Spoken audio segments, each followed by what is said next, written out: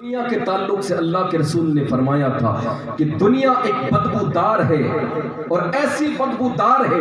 اللہ کے رسول صلی اللہ علیہ وسلم نے ایک کوڑا کرکٹ کی ڈھیر پر کھڑے ہو کر کے حضرت ابو ہریرہ رضی اللہ تعالی عنہ سے فرمایا تھا، ابو ہریرہ یہ دیکھ، یہ ہے دنیا، ایک ہڈی کو بوسیدہ کپڑے کو اٹھایا، فرمایا یہ ہے دنیا، غلیظ ہے دنیا، ایسی غلیظ ہے کہ اللہ تبارک و تعالیٰ نے جب سے دنیا کو پیدا کیا ہے رحمت کی نگاہ نہیں فرمائی، اللہ رحمت کی نگاہ نہیں فرمائی۔ آخرت سے بے خوف ہو کر کے، قبر سے بے خوف ہو کر کے، حشر سے بے خوف ہو کر کے یہ مسلمان زندگی گزارتے ہیں۔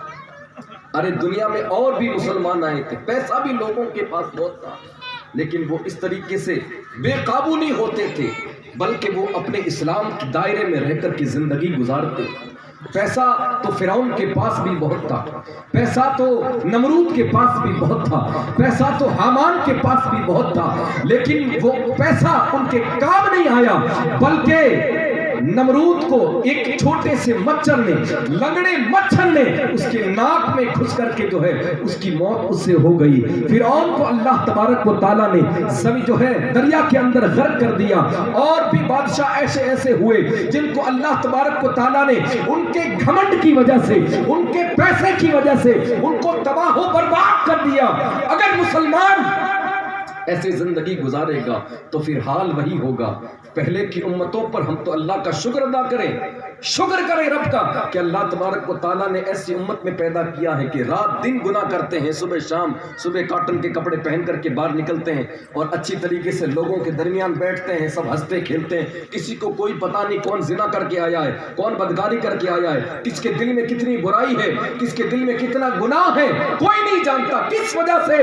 یہ اللہ کے رسول صلی اللہ علیہ وسلم ہمارے درمیان ہے۔ اللہ تبارک و تعالیٰ فرماتا ہے، اے میرے حبیب جب تک تم ان کے درمیان رہو گے میں ان پر عذاب نازل نہیں کروں گا۔ پتہ اس سے یہ چلتا ہے کہ جو پہلے کی امتیں تھی وہ چھوٹی چھوٹے گناہ کرتے تھے، ان کے دروازوں پر وہ صبح لکھ دیا جاتا تھا کہ فلاں آدمی نے آج زنا کیا ہے، فلاں آدمی نے آج یہ گناہ کیا ہے، یہ بدکاری کی ہے۔ وہ چھوٹے چھوٹے گناہ بھی ان کے دروازے پر لکھ دیے جاتے تھے۔ کیا وجہ ہے کہ آج ہم ہر گناہ کرتے ہیں، جھوٹ ہم بولتے ہیں، بدکاری ہم کرتے ہیں، تاش ہم کھیلتے ہیں، اور تمام چیزیں جو ہے چوریاں ہم کرتے ہیں، زنا ہم کرتے ہیں، بے پردگی ہمارے گھروں کے اندر ہے، بے نمازی ہمارے گھروں میں ہے۔ لیکن کیا وجہ ہے؟ ہمارے پر پتھر نہیں آتے، خون کی بارش نہیں ہوتی، عذاب ہم پر نازل نہیں ہوتا۔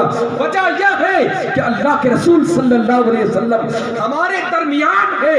قیامت تک اللہ کے رسول کے صدقے میں ہم پر عذاب نہیں آئے گا۔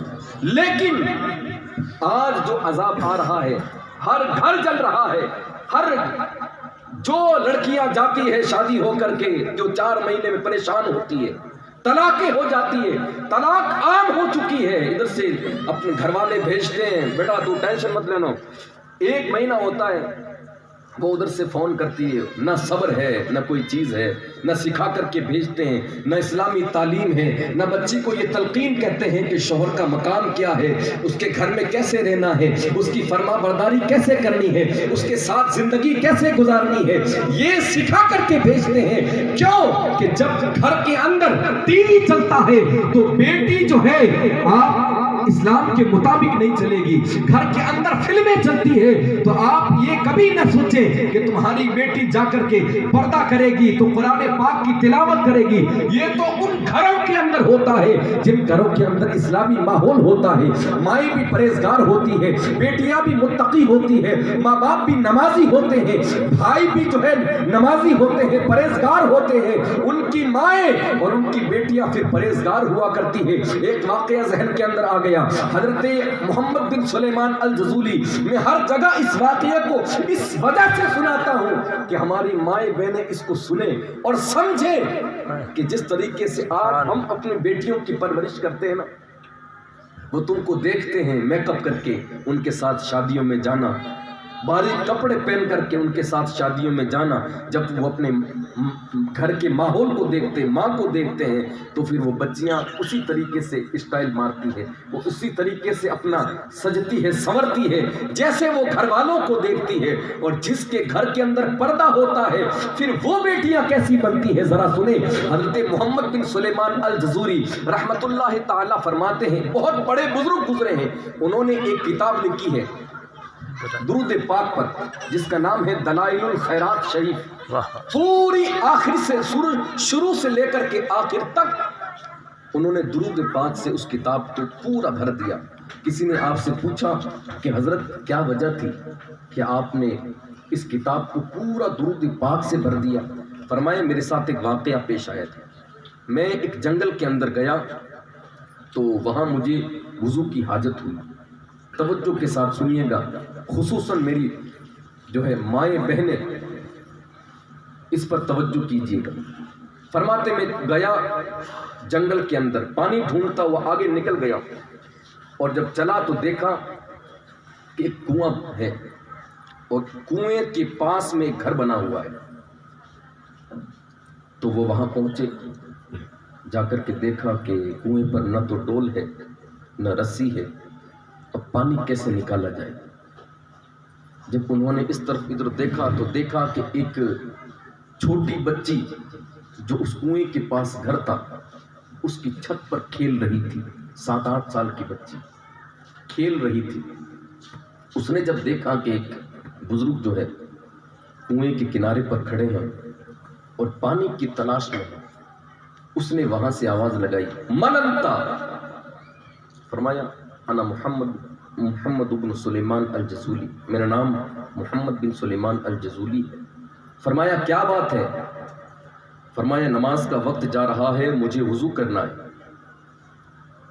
اور نہ تو رسی ہے نہ ڈول ہے، تو رسی اور ڈول کو تلاش رہا ہوں تاکہ تلاش کے پانی نکالوں اور وضو کر کے نماز ادا کروں۔ اس نے فرمایا بس اتنی سی بات ہے، پانی نکالنا ہے۔ اب وہ چھوٹی سی بچی 7-8 سال کی چھت کے اوپر کھڑی تھی، وہ چھت سے ایسے جھکی اور جھک کر کے اس نے کنویں کے اندر تھوک دیا، کنویں کے اندر تھوکا۔ توجہ اس پر فرمائیے گا کہ نہ اس نے کوئی بہت بڑی سورت تلاوت کی، نہ اس نے قرآن پڑھا، نہ اس نے کوئی دم کیا، بلکہ وہ 8 سال کی بچی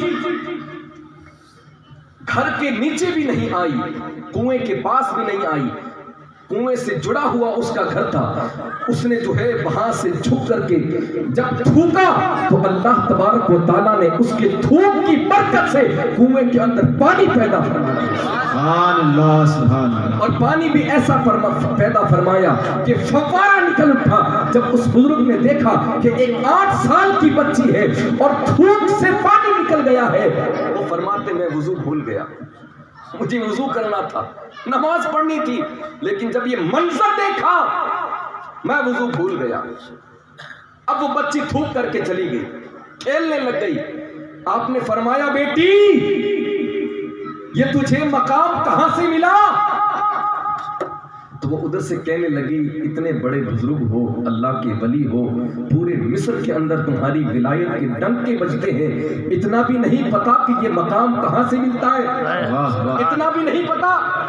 فرمایا پتا ہے، لیکن میں معلوم تو مجھے بھی ہے، لیکن پہچانتی تو زیادہ ہے، پتا یہ تجھے مقام کہاں سے ملا؟ آپ نے فرمایا، اس بچی نے فرمایا جو 7-8 سال کی بچی تھی، اس نے فرمایا سنو، مجھے جو یہ مقام ملا ہے، نہ میں کوئی عبادت گزار ہوں، نہ میں کوئی تہجد گزار ہوں، نہ میں کوئی رات بھر عبادت کرتی ہوں، بلکہ میں چھوٹی سی عمر کے اندر، بابا جی میری چھوٹی عمر نہ دیکھو، بلکہ اس چھوٹی سی عمر کے اندر بھی میں اپنے نبی پاک صلی اللہ علیہ وسلم پر ہر وقت درود پاک کے نذرانے پیش کرتے ہیں۔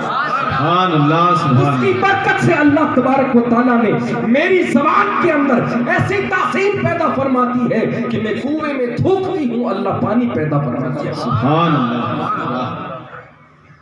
اب یہ تو بات ہو گئی کہ اس بچی نے کنویں میں تھوکا، پانی نکل آیا، انہوں نے وضو کیا، نماز پڑھ لی، لیکن اس بات پر بھی توجہ کریں کہ جب اس 7-8 سال کی بچی کا یہ عالم ہے تو اس کی ماں کا عالم کیا ہوگا، اس کے باپ کا عالم کیا ہوگا؟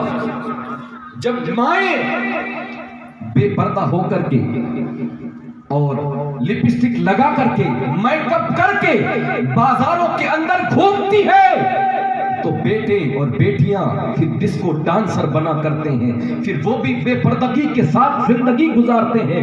لیکن جب مائیں متقی ہوتی ہے، پرہیزگار ہوتی ہے، اور جب مائیں رات رات بھر عبادت کرتی ہے تو اللہ تبارک و تعالیٰ بیٹا احمد رضا عطا کیا کرتا ہے، بیٹا غریب نواز عطا کیا کرتا ہے، بیٹا غوث اعظم عطا کیا کرتا ہے، بیٹا مفتی اعظم راجستھان عطا کیا کرتا ہے۔ جب مائیں نیک ہوتی ہے اولاد بھی نیک ہوتی ہے، اور جب مائیں بے پردگی سے زندگی گزارتی ہے، سیریل دیکھ کر زندگی گزارتی ہے اور بے نمازی بن کر کے زندگی گزارتی ہے، تو پھر آنے والی اولاد سے بالکل توقع نہ رکھیں کہ وہ بھی نمازی بنے گی تو دہیز کے اندر قرآن دینے سے قرآن نہیں پڑھے گی بیٹیاں۔